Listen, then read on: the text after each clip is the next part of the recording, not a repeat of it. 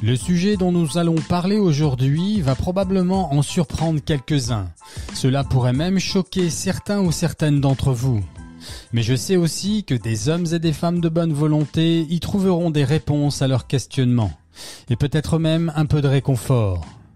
Quoi qu'il en soit, avant de vous positionner, j'invite chacun à bien dissocier la volonté de la chair, c'est-à-dire notre volonté blessée et corrompue par le péché originel, de la nature de l'homme et de la femme telle que nous avons été créés par Dieu, et telle que nous pouvons, somme toute, redevenir grâce au baptême dans l'Esprit Saint, avec l'aide du Seigneur. En effet, de manière objective, nous allons tenter d'analyser les dégâts que la soi-disant libération de la femme ont engendrés dans la vie affective, matérielle, psychologique et spirituelle de chacune dans notre société occidentale. Certaines femmes notamment pourraient se sentir pointées du doigt, voire jugées dans ce podcast. Et à ce sujet, je dois préciser deux choses. Premièrement, nous verrons que le diable les a particulièrement ciblées, elles. Or, sa stratégie a pour but de nous perdre tous, non pas les femmes seulement. Le démon ne considère pas les sexes, ce sont nos âmes qui l'intéressent. Même si ces attaques ciblent particulièrement notre sexualité, mais cela est un autre débat. Il sera donc essentiel de réfléchir au point de vue de l'humanité et du salut de toutes les âmes, à défaut de notre vie singulière.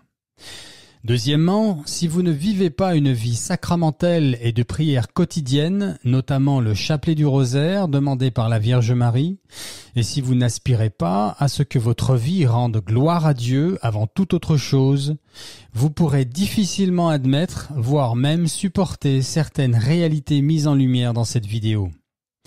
Ceci dit, rien de ce qui va être évoqué ne contredit ni l'Évangile, ni le catéchisme de l'Église catholique, tel que Jésus l'a révélé à ses apôtres. Aussi, afin de comprendre le sens profond de cette vidéo, il est indispensable que je commence par nous rappeler deux choses essentielles. Premièrement, la fameuse vision du pape Léon XIII, celle qu'il a eue en octobre 1884. Deuxièmement, les paroles de la désormais vénérable Lucie de Fatima au sujet des temps que nous vivons aujourd'hui. Voici donc la vision du pape Léon XIII. Alors qu'il terminait la célébration de la messe dans la chapelle Vaticane, entouré de quelques cardinaux et membres du Vatican, il s'arrêta soudainement au pied de l'autel et se tint là environ 10 minutes comme en extase, le visage blanc de lumière. Puis, allant immédiatement de la chapelle à son bureau, il composa la fameuse prière à Saint Michel Archange, avec instruction qu'elle soit récitée partout dans le monde après chaque messe. Lorsqu'on lui demanda ce qui était arrivé, il expliqua qu'au moment où il s'apprêtait à quitter le pied de l'autel, il entendit soudainement deux voix. L'une douce et bonne, l'autre rauque et dure, et il semblait qu'elle venait d'à côté du tabernacle.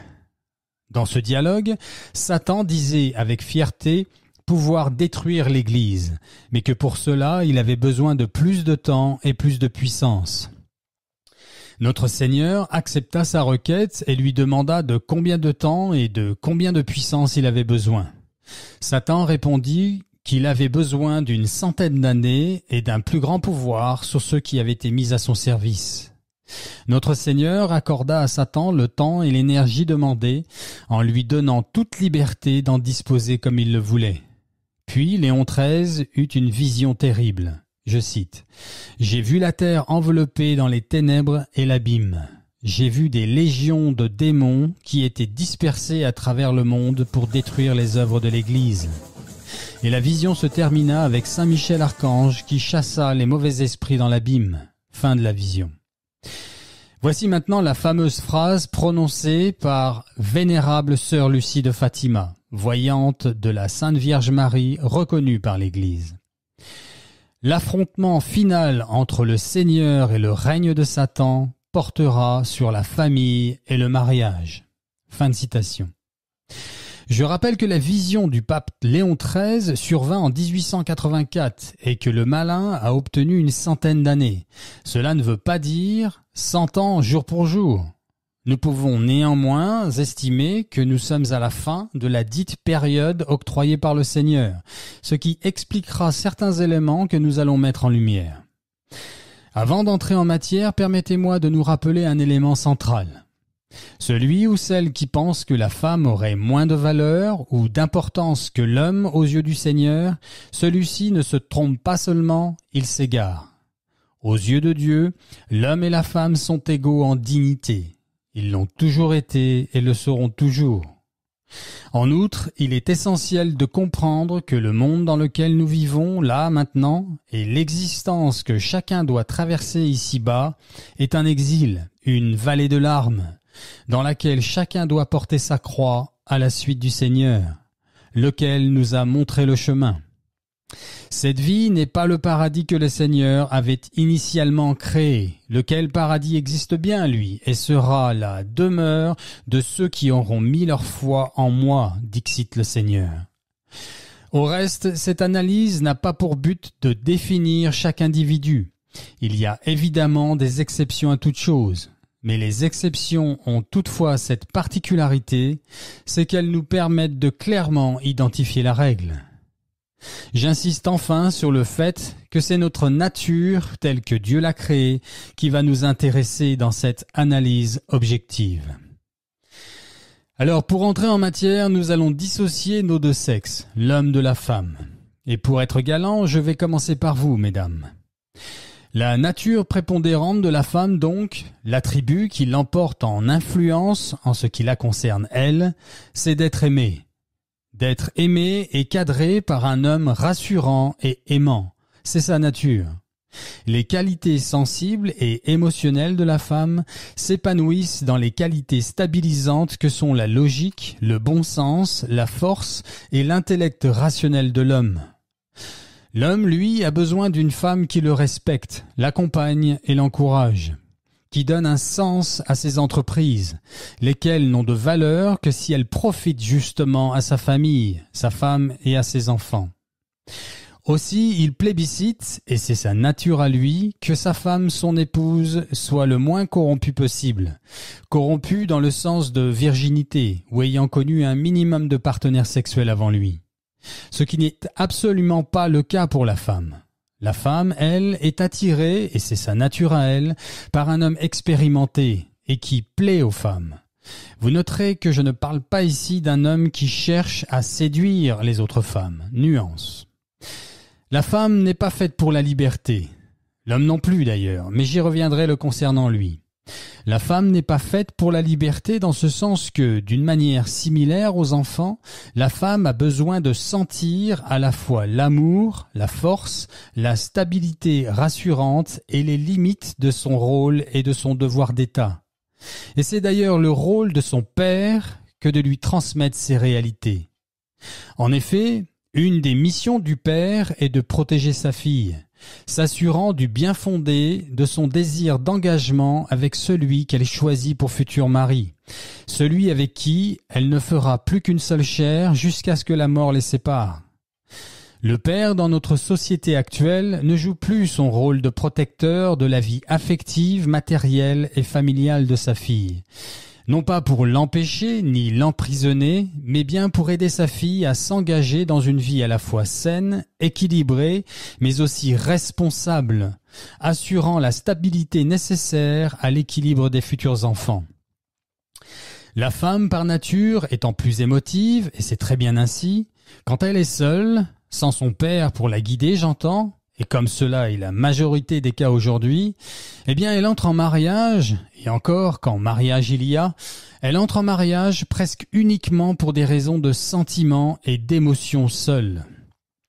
Et c'est bien cela qui va garantir le divorce, puisque l'élan, l'engouement et l'euphorie que produit ce feu de paille, le sentiment amoureux, lui, ne dure jamais.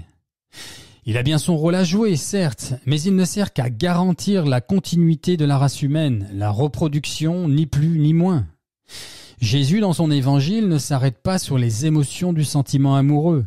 Jésus ne parle que d'amour, c'est-à-dire de la compassion et de la nécessité de pardonner et du don de soi. De fait, par ce silence à ce sujet, le Seigneur nous montre que les émotions des amoureux n'appartiennent pas aux réalités du royaume, que les émotions que procure le sentiment amoureux seul n'ont pas l'importance, ou plus exactement n'ont pas la priorité que le monde s'acharne à vouloir leur donner. La déchristianisation et l'individualisme dont découle le féminisme avec sa culture hollywoodienne ont complètement perverti le sacrement de l'engagement, du devoir, des valeurs familiales et de la responsabilité que sont initialement le mariage. Le mariage aujourd'hui ne dure que si les protagonistes s'accordent sur un fonctionnement intégrant des réalités et des mœurs allant à l'encontre de la volonté de Dieu. Les relations extra-conjugales, par exemple, mais pas que.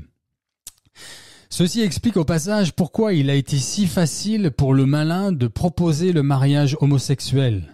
En effet, la première étape du diable a été de transformer l'indissoluble sacrement du mariage entre l'homme et la femme, duquel naissent les enfants, de transformer cette union divine en une union basée sur les sentiments amoureux seuls. Un engagement solennel pris sous l'effet d'une simple émotion.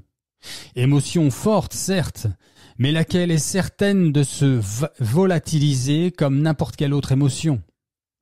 Une fois la définition du mariage travestie de la sorte, il fut facile de soumettre le mariage entre personnes du même sexe, puisque ce dernier n'est basé que sur le sentiment amoureux. Il faut savoir que près de 60% des mariages finissent par un divorce aujourd'hui. Or, qui divorce? Qui demande le divorce? Eh bien, c'est justement cette même jeune fille, entrée en mariage sans avoir bénéficié de la protection de son père, lequel aurait dû cadrer et surtout protéger sa fille des réalités de la vie. En effet, près de 80% des divorces sont demandés par les femmes, engendrant un déséquilibre et une souffrance aux enfants qui resteront marqués à vie, ainsi que toute la société par voie de conséquence. En outre, les hommes dans tout cela ne sont pas en reste. La majorité d'entre eux continuent à se voiler la face, ne trouvant aucune alternative pour subvenir à leurs besoins sexuels, affectifs et familiaux. Et, de fait, ils mentent aux femmes, leur faisant croire que tout cela est OK, que c'est normal, que c'est l'évolution des choses, qu'il faut s'adapter, alors que l'écrasante majorité d'entre eux ne le pensent pas une seconde. Au fond d'eux-mêmes, ils savent très bien que quelque chose d'essentiel ne fonctionne plus.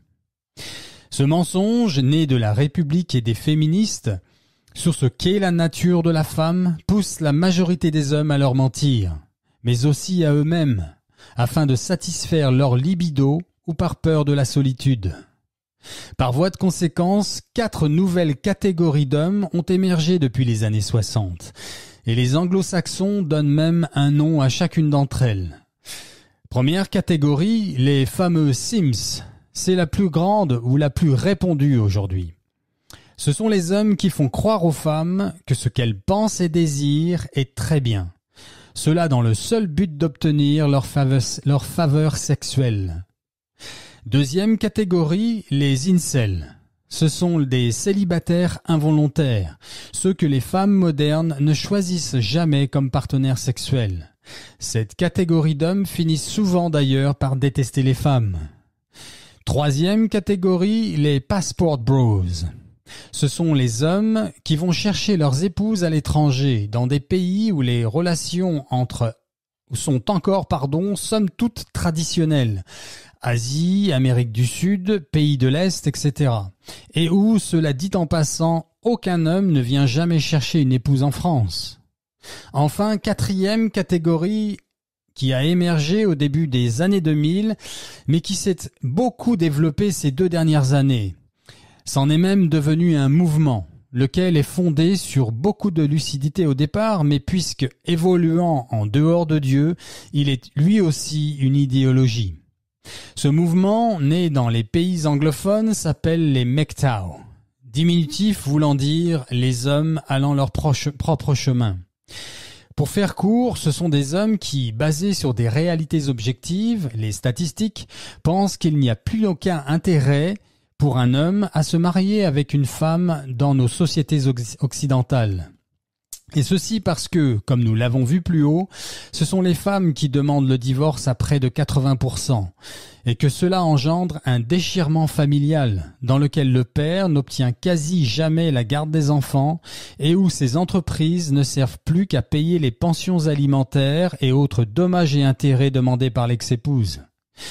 Certains, ne veulent donc plus se marier. Ils acceptent d'avoir des relations sexuelles avec les femmes, mais ne veulent aucun engagement avec elles. D'autres préfèrent ne plus avoir de relation du tout avec elles. Et il existe aussi les extrémistes de ce mouvement qui ne veulent même plus leur adresser la parole. Concomitamment, aux États-Unis, ils réfléchissent désormais à une loi contre le fait de regarder une femme avec insistance, ce qui, quand on y pense, peut très vite se transformer en discrimination contre les hommes moches. En effet, si un beau gosse regarde une femme avec insistance, il y a quand même peu de chances qu'elle aille se plaindre. Mais ça n'est pas tout. En Australie, aujourd'hui, la femme peut demander une sorte de divorce et obtenir la moitié des biens d'un homme sans même qu'il soit marié, juste en prouvant qu'il se voyait régulièrement. La femme australienne peut désormais obtenir les avantages d'un divorce avec un homme qui n'est même pas son mari et obtenir la moitié de tous ses biens. Comme nous le verrons plus loin, passé la trentaine, les chances pour une femme de pouvoir se marier s'amenuisent drastiquement. À ce titre, une femme avocate aux États-Unis vient de mettre en ligne sur le réseau social TikTok son offre de $5 000 qu'elle donnera à celui ou celle qui lui présentera son futur époux, celui avec qui elle marchera à l'église, comme elle dit. Et elle ajoute que l'offre reste valable même s'il divorce. Ceci démontre bien à quel point la femme moderne a gardé le désir, le fantasme même de se marier, mais plus vraiment d'être l'épouse d'un homme. Or, quel impact, depuis les années 50, a eu la soi-disant libération de la femme sur des choses aussi essentielles que l'équilibre des enfants, mais aussi la santé mentale et affective de chacun, et même bien avant les années 50. Mais chacun sait que les choses ont commencé à se radicaliser à la moitié du XXe siècle, avec notamment le féminisme sous toutes ses formes. Le droit au divorce, le droit de voter, la pilule contraceptive, le droit d'avorter, l'accès au travail et aujourd'hui la parité, sans parler de la totale inversion des quotas dans des domaines aussi essentiels que sont l'éducation nationale, par exemple, où les hommes sont devenus largement minoritaires et diminuant d'année en année, ainsi que l'extrême féminisation de notre société actuelle. Comme on peut le constater, le sujet est très vaste et il y aurait beaucoup à dire si l'on rentrait dans les détails. Je vais donc me contenter des grandes lignes. Avant de développer l'étape suivante, permettez-moi de citer quelques chiffres bien réels de notre société actuelle que chacun pourra aisément vérifier s'il le désire. En moyenne, une femme a son premier enfant à 26 ans. Elle se marie vers 30 ans. On en est même à parler de premier mariage, puisque la coutume s'installant dans le divorce et le remariage. Une femme sur 4 aujourd'hui est porteuse d'une MST. Maladie sexuellement transmissible. 90% des femmes ont utilisé un moyen de contraception et la majorité d'entre elles ont utilisé plusieurs moyens de contraception durant leur vie. Une femme sur 3 avorte aujourd'hui. 40% des enfants naissent dans une famille monoparentale, presque 1 sur 2. Quand une femme a eu des relations sexuelles avec plus de 5 hommes dans sa vie, son pourcentage de chance de se marier passe en dessous des 20%. Comme je le disais plus haut, près de 60% des mariages se transforment en divorce aujourd'hui. Et près de 80% des divorces sont demandés par les femmes. Au moment du divorce, ce sont quasi toujours les femmes qui obtiennent les enfants. Or, la majorité des personnes qui vont en prison, qui arrêtent l'école et finissent dans la rue sans abri viennent de familles monoparentales, ayant eu comme parent une mère seule. 80% des violeurs ont été élevés par une femme seule. Commencez-vous à entrevoir les résultats déjà largement obtenus par le diable avec cette fameuse centaine d'années octroyée par le Seigneur ? Je continue. Les hommes privilégient les femmes sans enfants. Et cela tout simplement parce que les enfants d'un autre homme viennent avec les mêmes responsabilités, alors que, en ce qui concerne l'autorité, on ne peut l'exercer de manière tout à fait naturelle et légitime que sur ses propres enfants. Le problème est que nous devons arrêter de mettre sur un piédestal les mères qui élèvent leurs enfants seuls. Toutes les études sérieuses à ce sujet le démontrent. Les hommes trop émotionnels, c'est-à-dire élevés par une mère seule, sont à la tête et à la source, de la plupart des problèmes dans notre société actuelle. Or, tout ceci résulte de décisions prises par les femmes, justement. Maintenant, écoutez bien ceci. Une étude vient d'être effectuée aux États-Unis démontrant que, dans les années 50, à peine 17% des femmes se disaient malheureuses dans leur vie. Alors, même s'il est important de toujours se pencher sur comment rendre la vie moins pénible, personne n'ignore que le bonheur n'est pas de ce monde. Il n'est donc pas question d'espérer trouver 100% des gens heureux ici-bas, et cela dans aucune façon de vivre quoi qu'il arrive. La perfection n'est donc pas le but dans cette analyse. Mais ce qui est intéressant et très révélateur, c'est que aujourd'hui, en 2023, alors que l'on nous vend les soi-disant mérites de la libération sexuelle de la femme et la fin du soi-disant patriarcat, plus de 60% des femmes se disent malheureuses aujourd'hui. Le pourcentage de femmes se disant malheureuses dans leur vie a donc triplé ces 70 dernières années. L'écrasante majorité des femmes étaient épanouies dans les années 50. Ceci notamment dû au respect et à la protection que le mariage et la famille apportaient aux femmes. Et aujourd'hui, alors que l'idéologie républicaine et hollywoodienne prône l'égalité des sexes, la majorité des femmes sont devenues malheureuses. Quand elles ne sont pas suicidaires, en témoigne la consommation de calmants et de psychotropes, dont les femmes sont les premières consommatrices en France. En période d'élection, les femmes sont le groupe de votants le plus sujet à changer d'avis. Voilà pourquoi certains partis politiques les ciblent, elles, en particulier. À ce titre, le monde du marketing et de la publicité investit plus de 75% de leur budget en vue d'influencer l'émotivité des femmes. Par ailleurs, vous remarquerez que la façon qu'ont les femmes de faire les choses en général est quasi toujours valorisée ou vue comme bonne dans notre société d'aujourd'hui. Alors que la façon des hommes devient de plus en plus réprimandable. Un homme qui montre des sentiments, qualité féminine, est désormais valorisé dans cette société. Alors qu'un homme équilibré, montrant de l'assurance, voire une certaine maîtrise de soi, cela devient de plus en plus suspicieux, voire gênant dans certaines situations.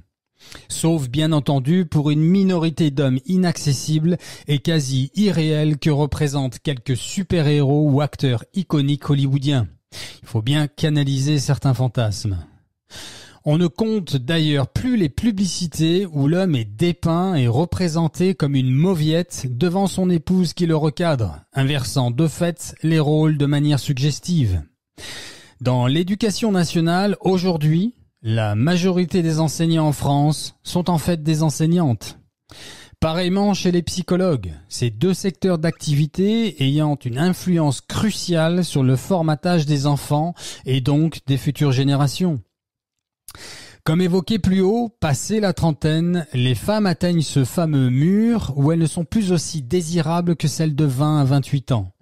Or, la plupart des hommes se marient parce qu'ils veulent des enfants. Une femme de 35 ans est donc généralement hors cible en ce qui concerne les hommes et le mariage. Sauf que cette société actuelle demande aux femmes d'étudier, de construire leur carrière, de profiter de leur jeunesse au maximum et de fait arrivent à 30-35 ans n'ayant jamais pensé une seule minute à ce que les hommes veulent et attendent d'un mariage et de leurs futures épouses. Cette question pourtant essentielle ne leur effleure quasiment jamais l'esprit.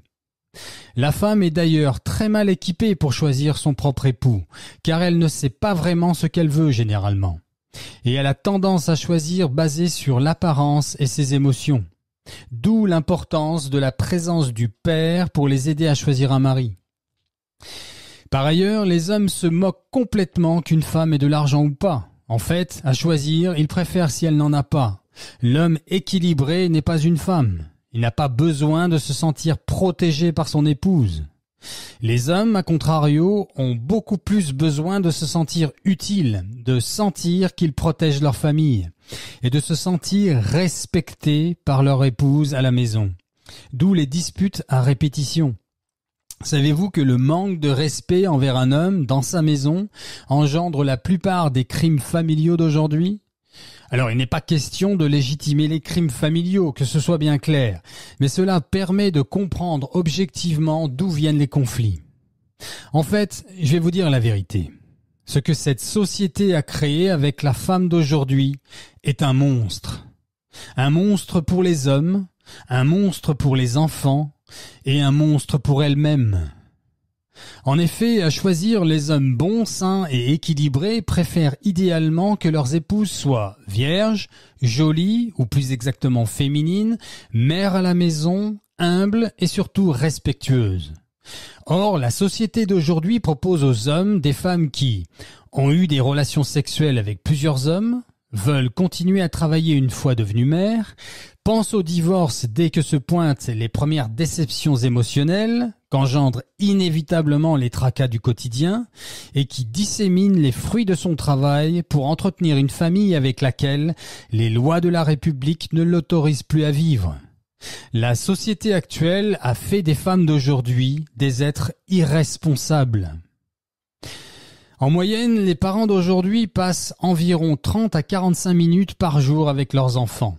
Qui donc, croyez-vous, a le plus d'influence sur eux ? Papa et maman, qui passent moins d'1 heure avec leur progéniture, ou bien l'éducation nationale, quand ça n'est pas la télévision qui, comme on l'a vu plus haut, est infestée par l'idéologie féministe à tout niveau. Par ailleurs, la femme carriériste ne l'est que pour elle-même, et le cas échéant pour sa progéniture, alors que l'homme marié, lui, travaille toujours pour sa famille, sa femme et ses enfants. Vous pensez que tout cela est exagéré ? Regardez par exemple la différence entre les attentes d'une femme lorsqu'elle a un problème ou quelque chose la dérange. Eh bien, pour nous les hommes, cette situation converge vers une recherche de solution, trouver la solution au problème. Alors que pour les femmes, c'est d'abord une situation émotionnelle, qui nécessite donc d'exprimer son émotion et surtout, de se sentir écoutée. Et c'est avant tout un dilemme émotionnel en ce qui la concerne elle. Pour le dire autrement, nous les hommes sommes avant tout une sorte de trouveurs de solutions. C'est notre nature à nous. Alors que la femme, elle, est avant tout une sorte de partageuse d'émotions. C'est sa nature à elle. Voilà pourquoi aujourd'hui, dans ce monde gaucho-féministe, quand une femme ne trouve plus chez son mari la personne qui lui permette de s'épanouir émotionnellement, elle divorce. Et puisque plus rien ne la retient de le faire, bien au contraire, cette société malade nous y insiste de plus en plus, elle retombe amoureuse avec les mêmes mauvaises raisons initiales et embarque leurs enfants dans ce marasme, cette déchirure affective, matérielle, psychologique et spirituelle. D'une part, elle n'a pas eu le père solide, sain d'esprit et équilibré qui aurait dû être là pour la protéger contre ses émotions et ses sentiments seuls, afin d'entrer en mariage avec plus d'objectivité, de responsabilité. D'autre part, la République lui ouvre grand le chemin du péché, du divorce, donc de l'adultère. Je rappelle que la République française a été créée par l'ennemi du Seigneur, comme révélé à sainte Marguerite-Marie Alacoque à Paray-le-Monial en 1689. Vous doutez encore de la véracité de cette analyse ? Prenons un exemple. Prenons une femme célèbre qui se revendique catholique pratiquante et que beaucoup voient comme un exemple des valeurs actuelles de la femme française. Je veux parler de l'éditorialiste Charlotte Dornelas. Chacun reconnaîtra que Charlotte est une femme intelligente, éloquente et plutôt agréable à regarder. Or, beaucoup pensent aussi que cette journaliste représente la femme catholique française du monde d'aujourd'hui. Et pourtant, voici une analyse honnête et objective. Charlotte a 35 ans, d'évidence addicte à son travail puisque le matin à la radio, la journée à son journal et les soirs sur les plateaux télé. Sans compter les dimanches après-midi quand elle participe à des débats en direct. Probablement célibataire, elle représente de fait l'archétype de ce qu'un homme équilibré ne désire ou n'espère absolument pas chez sa future épouse et mère de ses enfants. Qu'elle ait du succès auprès des hommes, cela me paraît évident. D'ailleurs, l'écrasante majorité des femmes pourraient changer de partenaire sexuel chaque jour si elles le voulaient. Mais là n'est pas la question. Plus personne n'ignore qu'en ce qui concerne le sexe, ce sont les femmes qui font la pluie et le beau temps. Alors que pour le mariage, ce sont les hommes qui choisissent. Que Charlotte n'ait pas voulu se marier avec le premier venu, rien d'étonnant là-dedans. Mais n'allez pas croire non plus que la totalité des hommes que la Providence a dû lui faire rencontrer ces 10 ou 15 dernières années n'étaient que des hommes moches et cons. La majorité des hommes catholiques pratiquants sont d'ailleurs des hommes bons, parmi lesquels certains sont plutôt beaux gosses. Pas vrai, mesdames? Par ailleurs, Charlotte bénéficie aussi de certains avantages liés à son statut de femme célèbre, avec quelques aspects négatifs évidemment. Or, cette apparence de réussite ou de bonheur, qui n'en est pas un, la célébrité, engendre dans l'esprit de beaucoup de femmes le mauvais ou faux exemple de ce qu'est le succès, ou plus exactement d'une vie de femme chrétienne réussie. Au reste, s'étant déclarée comme catholique pratiquante, il n'est pas question pour elle d'être vue publiquement avec un homme qui n'aspire pas à être son fiancé ou futur époux, surtout à son âge avancé. Or, quel type d'homme accepterait de fonder une famille avec ce style de femme ? Je rappelle que les hommes entrent en mariage principalement pour avoir des enfants, pour fonder une famille. Voilà donc une femme que l'on célèbre, félicite et encourage même en tant que femme actuelle, catholique de plus est, et qui pourtant représente tout à fait l'opposé de ce que les hommes équilibrés recherchent chez une épouse pour fonder une famille. Cette intelligente et jolie femme a pourtant fait tout ce que la République lui demandait, ainsi que probablement ses parents d'ailleurs, à savoir bien travailler à l'école, faire des études, cultiver son indépendance et se donner à fond pour sa carrière. Le genre de choses que l'on aurait trouvé complètement absurde il y a même pas 70 ans. L'écrasante majorité des femmes lui aurait dit quelque chose comme « Si tu fais cela, tu ne trouveras jamais un mari, tu finiras jeune fille, sans enfant ni famille, Charlotte. » Or, c'est bien la République au service du malin qui a créé cela. Ça n'est certainement pas le Seigneur.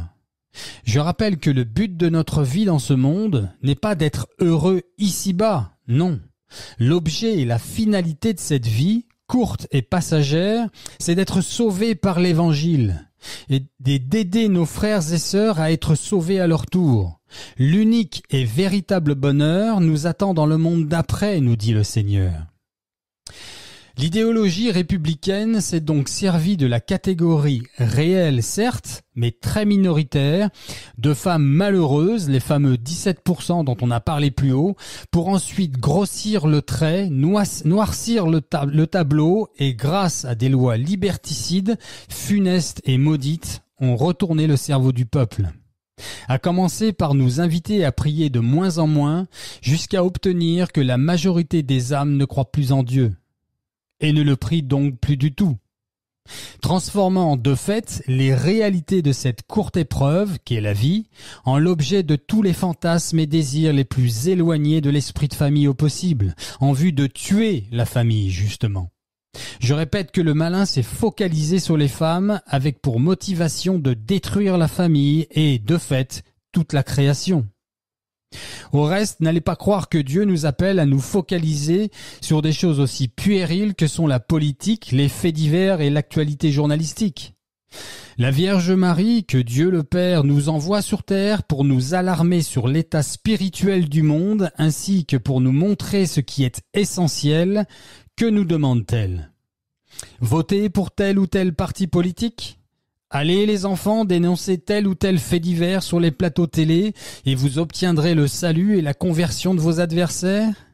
Regardez CNews plutôt que BFM TV et vous changerez les cœurs endurcis et irez au paradis. Non, frères et sœurs en Christ. La Vierge Marie nous dit clairement ceci.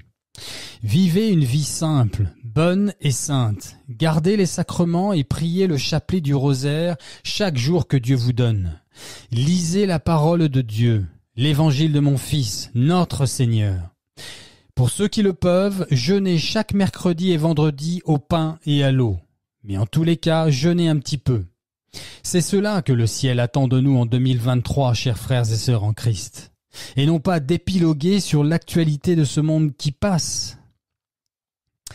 À ce stade, permettez-moi de vous poser la question suivante, à vous, mesdames. Êtes-vous imitatrice de la Sainte Vierge Marie? Car c'est elle votre exemple.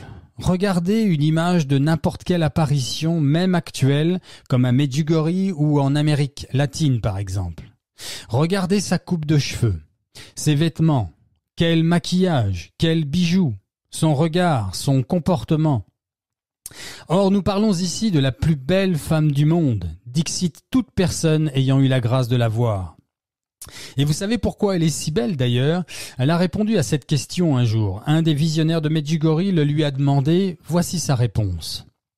Les enfants, je suis si belle, les enfants, si je suis si belle, c'est parce que j'aime beaucoup. C'est beau, n'est-ce pas? Savez-vous que le taux de divorce le plus bas du monde se trouve en Croatie avec moins de 2%? Regardez cette photo. Voilà comment les couples catholiques entrent en mariage dans ce pays. Et en se disant la phrase suivante. Désormais, ma croix, c'est toi. Je m'engage devant Dieu à t'aimer jusqu'à ma mort et à honorer ce sacrement pour la gloire de Dieu. On est très loin du tralala des mariages à la française, n'est-ce pas? Je termine au sujet de la Sainte Vierge. Elle est aussi la femme la plus humble du monde. Or, voici la définition la plus importante. Elle est la femme la plus parfaite aux yeux de Dieu. La femme telle qu'elle a été créée dans l'esprit et le cœur de Dieu. Maintenant, mesdames, je vous demande de bien vouloir vous comparer, là, maintenant, à cette vraie femme, à cette vraie dame, à ce véritable chef-d'œuvre de Dieu. Et je vais peut-être vous l'apprendre. Mais cette femme-là, l'image de la Sainte Vierge Marie, eh bien c'est ça. C'est elle qui représente aussi la femme, l'épouse idéale aux yeux des hommes bons et saints. Certes, moyennant les besoins d'assouvir une sexualité matrimoniale épanouie et fidèle, ce qui n'était pas du tout le cas entre la Vierge Marie et Saint Joseph, puisqu'ils représentent la pureté et l'Esprit de Dieu. Alors que, comme chacun sait, le sexe dont nous avons besoin, nous pauvres pécheurs, ainsi que l'accouchement des enfants dans la douleur, n'appartiennent qu'à ce bas monde. Il n'y a plus de mariage dans le ciel. Il n'y a plus besoin de sexe. Nous serons comme des anges, nous dit Jésus dans son évangile. Tout cela pour démontrer que, quand les femmes se rapprochent de la volonté de Dieu, alors la majorité des problèmes affectifs de ce monde disparaissent. Et ne restera plus donc qu'à s'occuper de cette minorité d'hommes incapables d'aimer leurs femmes, comme le Seigneur le leur demande pourtant, puisque l'écrasante majorité des hommes ne sont pas si mauvais que ça. S'ils pouvaient trouver de telles femmes, ils seraient heureux, ravis même, d'être mariés à une femme si humble, si féminine, de se retrouver chef d'une famille saine et pieuse. Ce qui n'empêche absolument pas les protagonistes de s'épanouir dans leur devoir conjugal, pour reprendre un terme bien moins céleste. Laissez-moi vous partager une expérience personnelle. Il y a quelques années en arrière, alors que je tournais une page importante de ma vie, une vingtaine d'années passées à l'étranger, de retour en France, je décidai de mettre toutes les chances de mon côté en vue de trouver une épouse avec qui fonder une famille. Pragmatique comme je me suis tourné vers des personnes compétentes et sérieuses en matière de rencontres avec la gente féminine. Le sujet pourrait prêter à sourire au premier abord, mais il faut savoir que 99% des hommes sont incapables, et c'était mon cas, d'aborder une totale inconnue dans la rue. Et les raisons à cela sont en fait assez compréhensibles. En effet, la capacité à aborder une femme n'est pas une connaissance, une aptitude transmise de père en fils dans nos sociétés occidentales. Dans notre culture, les garçons ne grandissent pas en étant formés sur comment aborder les filles. C'est d'ailleurs un sujet plutôt riche et fort intéressant, sur lequel je ferai peut-être une vidéo. Mais la raison pour laquelle j'évoque cette expérience ici, la voici. Alors que mon téléphone commençait à se remplir de nouveaux contacts de jeunes femmes, J'ai fait le calcul, en un peu moins de 2 ans, j'ai dû aborder près de 500 inconnus dans des lieux publics. Aborder de manière très agréable pour elles, je vous rassure. À ce titre, j'ajoute aussi que cette expérience s'est passée après ma conversion et qu'il n'était donc pas question de m'initier à ces techniques de rencontre en vue de retourner dans le péché, mais bien de trouver une épouse avec qui fonder une famille. Je me confessais d'ailleurs en moyenne 2 fois par semaine et je m'étais aussi confié à 2 prêtres en particulier afin d'éviter au possible de succomber à la tentation de forniquer. J'ai certes fait quelques chutes en chemin, mais avec le recul et au regard des tentations qui se sont présentées à travers cette expérimentation, je remercie le Seigneur de m'avoir aidé à ne pas le blesser outre mesure. Ces jeunes femmes venaient de différents niveaux sociaux et avaient toutes entre 25 et 35 ans, à 1 ou 2 exceptions près. Or, 2 choses m'ont particulièrement marqué. Premièrement, au cours de ces nombreux échanges, pas une seule de ces femmes n'a été en mesure de me dire ce qu'un homme recherche chez sa future moitié.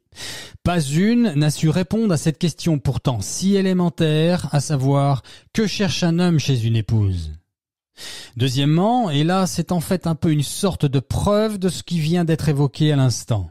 C'est-à-dire qu'à partir du moment où elle vous a clairement montré sans ambiguïté que vous lui plaisez, en ce qui la concerne, les jeux sont faits. En ce sens que les femmes d'aujourd'hui, notamment les françaises, n'ont non seulement plus du tout le réflexe de la chasteté, bien que cela soit un sujet dans le sujet, mais elles n'ont pas non plus, et c'est ce qui nous intéresse ici, le réflexe de se questionner sur ce qu'attendent les hommes chez une femme, en termes de mariage et en vue de fonder une famille. J'ai pourtant rencontré beaucoup de femmes se disant à la recherche de quelque chose de sérieux, notamment sur des sites de rencontres chrétiens.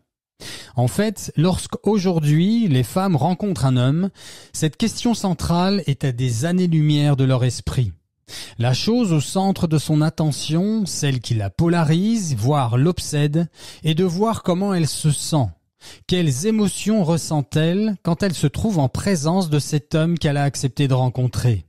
Ce qui n'est pas une mauvaise chose au demeurant, sauf que cela envahit tout son être, et qu'il ne reste plus aucune place pour l'intellect et l'objectivité, lesquels sont indispensables afin de fonder une relation saine. Une fois qu'elle se sent bien avec vous, qu'elle pense être séduite, alors elle se donne sans vraiment réfléchir plus amplement aux conséquences d'un tel acte. Elle pense, à tort, qu'elle est heureuse, qu'elle a trouvé le bonheur et ou la bonne personne simplement à cause du fait qu'elle se sent bien avec lui. Puis, 9 fois sur 10 découvre ensuite telle ou telle incompatibilité avec cet homme, ce même homme à qui elle s'est donné corps et âme, sans avoir pris le temps de le découvrir, de le questionner objectivement, afin de voir s'ils étaient compatibles pour fonder une famille responsable et stable pour accueillir des enfants. Et je ne parle absolument pas ici de cette catégorie d'hommes et de femmes que l'on pourrait définir comme facile ou volage. Non. Certaines femmes vous diront attendre plusieurs mois, et cela est vrai, avant de se donner à un homme. Or, la question est, sur quel sujet se sont-elles concentrées pendant ces quelques mois, d'attente?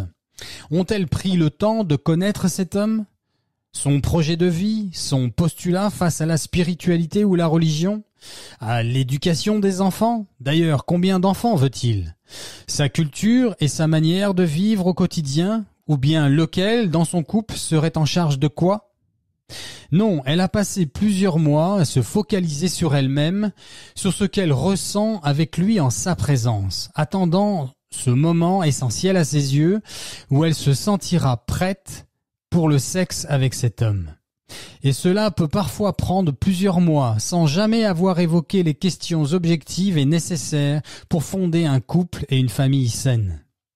La jeune femme française d'aujourd'hui couche à partir du moment où elle est séduite.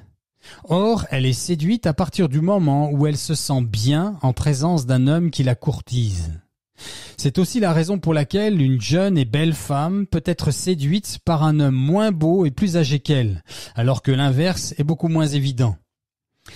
Mais regardez dans l'Évangile comme Jésus ne commande pas aux femmes d'aimer leurs époux, mais de leur être soumises. Alors qu'aux époux, à eux, le Seigneur leur commande d'aimer leurs femmes. Pourquoi cette différence à votre avis? Eh bien parce que la femme est faite pour être aimée. aimée et cadrée par un homme responsable et aimant. Les attributs principaux d'une femme ne sont pas ni l'objectivité, ni les responsabilités, d'où le rôle crucial du père avec sa fille, mentionné plus haut. La femme n'est pas faite ni pour entreprendre, ni pour contrôler. D'ailleurs, quand elle le fait, ce qui est de plus en plus courant dans cette société malade, alors les hommes ne s'intéressent plus à elle. Cette femme devient disgracieuse à leurs yeux. Disgracieuse parce que dénuée de fragilité et de féminité que plébiscite la nature même de l'homme. Aussi, la deuxième moitié du XXe siècle, due au fait de la soi-disant libération sexuelle des femmes, a fait apparaître sur le marché, si je puis dire, quelque chose qui, auparavant, n'existait que dans l'intimité du mariage ou au bordel. Je veux parler de la femme sexy. La femme sexy ne pouvait être vue que dans la chambre conjugale, cachée au regard du monde et des autres hommes. Cela ne concernait que l'intimité des époux. Tout ceci pour illustrer que les femmes de ce siècle ne sont pas conscientes à quel point elles sont devenues les marionnettes du malin, lequel les manipule afin de pervertir leurs relations avec les hommes et avec Dieu. Et cela, nous l'avons vu en vue de détruire la famille et donc toute la création. Il est triste de constater combien, avec un peu d'expérience certes, il est si facile aujourd'hui de changer de partenaire sexuel quasi chaque jour de la semaine, alors qu'il est devenu presque impossible de trouver une épouse qui représente véritablement la femme qu'est en droit d'espérer un homme que l'on qualifiera de sain et équilibré. D'autre part, il est intéressant de noter aussi que les femmes modernes demandent à ce que leur rendez-vous amoureux et leur mariage restent traditionnels. La galanterie, le fait que ce doit être l'homme qui paye le café ou le restaurant, le mariage en blanc, etc. Elles réclament des actes et des comportements traditionnels alors qu'elles n'apportent absolument plus rien de traditionnel aujourd'hui à la relation. Elles pensent, à tort, et plus ou moins consciemment, que, en ce qui concerne les hommes, le sexe des femmes est le but ultime, la seule et unique chose, au centre de tous les mérites. En effet, dans leur relation avec les hommes, les femmes ont tellement l'habitude de sentir le regard des hommes sur elles, que cela suffit à leur faire penser qu'elles ont le choix, qu'il leur suffira de choisir celui avec qui, le moment voulu, elle voudra bien faire un enfant et ou fonder une famille ou pas. Aussi, bien que toujours habillée de blanc, la mariée d'aujourd'hui n'est plus vierge le jour de son mariage. Elle demande aussi à rester indépendante, à travailler, et si les choses ne vont pas comme elle le désire, ce qui inévitablement arrivera puisqu'elle jugera au niveau émotionnel, alors elle divorce, demande tout, obtient tout, cela grâce à ces idéologies que sont la République et le féminisme. Et détruit la vie du père et des enfants, tournant la page et passant au prochain amoureux, parfois comme si de rien n'était. Laissez-moi vous décrire la véritable Barbie qui semble avoir un franc succès au box-office aujourd'hui. C'est une blague. Un jour, un homme va acheter un jouet à sa fille et demande à la vendeuse « Combien coûtent les Barbies dans votre vitrine, s'il vous plaît ?» La vendeuse lui répond « Laquelle exactement ? Parce que nous avons Barbie au fitness, 20 €, Barbie fait des courses à 20 €, Barbie au travail, 20 € et Barbie divorcée pour 300 €. Tout étonné, l'homme demande « Pourquoi la Barbie divorcée vaut 300 € alors que toutes les autres ne valent que 20 € pièce ?» La vendeuse lui répond « Monsieur, la Barbie divorcée est vendue avec la maison de Ken, la voiture de Ken, le bateau de Ken et un ami de Ken. » Comme nous l'avons vu plus haut, les époux et les enfants ont tout perdu dans cette fausse libération de la femme. Or, mis à part les jeunes filles de 20 à 28 ans, lesquelles sont poussées par la société lobotomisée à penser et à agir comme si le but de cette vie était d'en profiter au maximum, à commencer par obtenir un super emploi à responsabilité nécessitant de longues années d'études dans un cadre gaucho-féministe, c'est-à-dire l'université, de voyager, de rire et de s'amuser, multipliant les partenaires sexuels, choper des MST, avorter si nécessaire, Mis à part les jeunes filles de 20 à 28 ans, disais-je, les femmes se retrouvent tout aussi lésées par cette société qui, passé ce fameux mur de 30-35 ans, ne veulent plus d'elles. Passé ce cap, elles cumulent tellement de points négatifs concernant les attentes des hommes en termes de mariage qu'elles ne les intéressent quasi plus que pour le sexe. La chose la plus élémentaire que les lobbies de ce monde ne vous diront pas, et qui est pourtant si évidente, la voici. Le monde dans lequel nous vivons toutes et tous est un monde construit et maintenu en état de marche par les hommes. Les infrastructures sont fabriquées par les hommes. La société régalienne fonctionne grâce aux hommes. Le siège sur lequel vous êtes assis, la maison dans laquelle vous vivez, la voiture dans laquelle vous roulez, les routes, les bateaux, les trains, les avions dans lesquels vous vous déplacez sont fabriqués et construits par des hommes. La police, l'armée, etc. Ce sont les hommes qui fabriquent et entretiennent quasi tout ce qui se construit dans notre société. D'ailleurs, si les hommes restaient tous à la maison, les femmes seules ne pourraient pas faire marcher le monde. Alors que l'inverse n'est pas vrai, bien au contraire. Dieu dit « Il n'est pas bon que l'homme soit seul. Il faut que je lui fasse une aide qui lui soit assortie », nous dit la Bible. Et il créa la femme à partir du côté de l'homme. Ce n'est pas l'homme qui a été créé pour la femme, mais bien la femme qui a été créée pour l'homme. En outre, toute société a besoin de protection et cela est un trait masculin. Que croyez-vous qu'il se passera quand le chaos et la guerre civile s'installera dans les rues françaises ? En effet, cela fait plus d'une vingtaine d'années que je me familiarise, ainsi que des millions d'autres personnes, avec les messages et avertissements que la Vierge Marie n'a cessé de donner à l'humanité depuis plus d'un siècle maintenant. Notamment à La Salette, Fatima, Garabandal, Akita, Medjugorje pour ne citer que ces apparitions-là.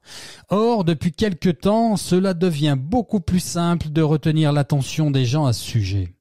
Ils commencent à se rendre compte que quelque chose d'important se trame à l'horizon. Je vais vous partager un dialogue que j'ai eu avec un gendarme sur un marché de France il y a quelques années en arrière. C'était pendant la période des attentats à Paris sous François Hollande. Voici ce que me disait ce policier militaire. Je cite. « Quand ils seront trop nombreux, lorsque cela deviendra ingérable pour le petit effectif que nous sommes en réalité, quand ça va péter de partout, disait-il, que croyez-vous qu'il va se passer ? Nous, les gendarmes, policiers et militaires, serons tellement affairés à protéger les nôtres, nos familles, qu'il n'y aura personne, vous entendez, personne pour faire barrage à leur pillage, destruction et cruauté. Vous serez seuls et sans armes, alors que, pour un bon nombre, ils le sont déjà armés. » Fin de citation. Eh bien, je vais vous dire ce qui va se passer. La véritable nature des hommes et des femmes va reprendre ses droits, et en moins de temps qu'il ne faut pour le dire. Les femmes seules, avec ou sans enfants, vont rapidement repérer les mâles dominants, bons et protecteurs, pour se mettre à l'abri. Alors que celles qui s'acharneront dans ce mensonge qu'est le féminisme seront forcées de faire la douloureuse expérience de leurs erreurs. Chacun sait que les meurtres et les viols sont monnaie courante quand s'installe le chaos que produit toute guerre. Seigneur, prends pitié. Enfin, pour terminer, l'Église, elle aussi, est désormais contaminée par le féminisme. Et ce n'est malheureusement qu'un début. Il suffit de voir non plus des femmes à la ressemblance de la Vierge Marie en retrait, soumises et assises sur les bancs d'église, mais de plus en plus recherchant la fausse lumière derrière les pupitres et lisant des lettres écrites par des hommes, les apôtres, lesquels, sous l'autorité du Seigneur, faut-il le rappeler, exhortent les femmes justement à se garder de ce genre de comportement. Voilà pourquoi aussi Satan est en train d'obtenir que les femmes puissent accéder au diaconat et à la prêtrise. Comme le disait saint Bonaventure, la Vierge Marie a été dotée d'un cœur viril, mais elle n'a jamais corrompu ni sa féminité ni son humilité en tentant de faire comme les hommes. Saint Michel Archange, défendez-nous dans le combat. Soyez notre secours contre la malice et les embûches du démon. Que Dieu exerce sur lui son empire, nous vous le demandons en suppliant. Et vous, princes de la milice céleste, repoussez en enfer par la force de Dieu, Satan et les autres esprits mauvais qui rôdent dans le monde en vue de perdre les âmes. Amen. Voilà, chers frères et sœurs en Christ, pensez à vous abonner et parlez-moi de votre expérience à ce sujet. Laissez-moi un commentaire. Pensez à aimer avec le petit pouce en l'air et à partager cette vidéo sur l'ensemble de vos médias. Je vous en remercie. Dieu nous aime, les amis. Dieu nous aime à la folie de la croix. Soyez bénis.